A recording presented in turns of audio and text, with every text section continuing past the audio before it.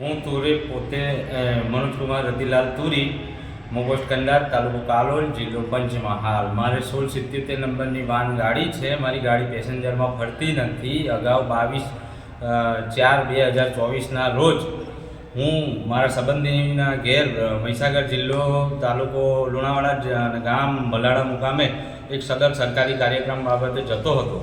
રાતના 4 થી 12 વાગ્યાના સુમારે મારી ગાડી વેજલપુર પોલીસ સ્ટેશનની હદમાં સીએનજી ગેસ ભરાવા જતા અને મારી પત્ની મારી સાથે હતી ગાડીમાં.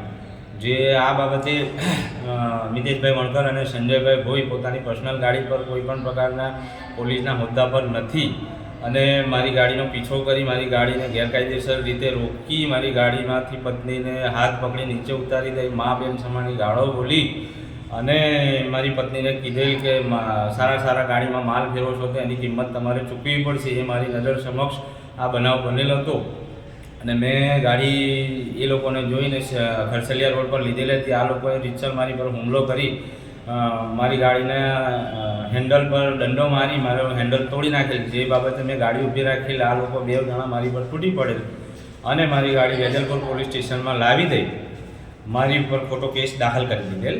હવે આરટીઓની વિવિધ કલમો હેઠળ જે બાબતે મેં જામીન અરજી આપેલ અને જામીન મૂકી મેં ગાડી છોડાવેલ. મને ખોટા ખર્ચમાં 6300 જેવા ખોટા ખર્ચમાં ફસાવી દીધેલ અને મારી ગાડીની ચાવી લઈ લીધેલ. ચાવી લીધા પછી આ લોકોએ ગાડીમાંથી 3300 રૂપિયા કાઢી લીધેલ અને જાનથી મારી નાખવાની ધમકી મને આપેલ. અને ફરીથી જો તમારે વેજલપુરની હદમાંથી પસાર થવું હોય તો તમારે મને ગાડીનું ભરણ આપવું પડશે. મારી ગાડી પેસેન્જરમાં ફરતી નથી. હું સરકારી માહિતી કચેરી, સંગીત નાટક અકાદમી, રમતગમત અધિકારી, ડીઆરડી વિભાગનો એક નાનામાં નાનો કલાકાર છું. જે બિલ ચૂકવણા બાબતે મારે વારંવાર ગોધરા જવાનું હોય, વારંવાર દવાખાનાના કામથી ગોધરા આવવાનું હોય, વારંવાર મારે ગાડી રિપેર કરવા માટે વેજલપુર આવવાનું હોય તો વારે ઘડીએ આ માણસો કાનોડ ચોકડીથી કોઈ પણ રીતે એ લોકોને કોઈ બાતમી આપતું હોય કે શું કરતું હોય મને કંઈ ખ્યાલ નથી, પણ કાનોડ ચોકડીથી જેવી ગાડી વેજલપુર તરફ જતી હોય તો આ લોકો રીતસર મારી પર હુમલો કરે છે. આ બાબતની મેં જાણ ગોધરા ડીવાયએસપી, મુખ્યમંત્રી શ્રી, વેજલપુર પોલીસ સ્ટેશનના જે તે અધિકારીને મેં જાણ વારંવાર કરેલ છે. ત્યારબાદ પણ મેં મારી અરજી લેખિતમાં આપેલ છે કે આ લોકો મારી પર ગમે ત્યારે હુમલો કરશે, મારે ગમે ત્યારે ત્યાંથી નીકળવાનું બને છે.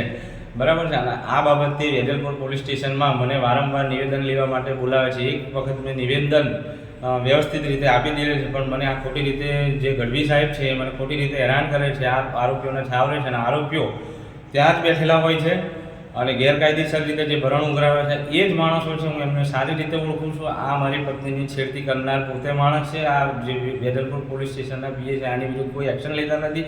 મને વારંવાર સમાધાન કરવા બોલાવી મારી સાથે ખોટું ટોર્ચર કરે છે સમાધાન કરવા બાબતે. મને મારી પર 2-3 વખત ફોન પણ આવી ગયા છે.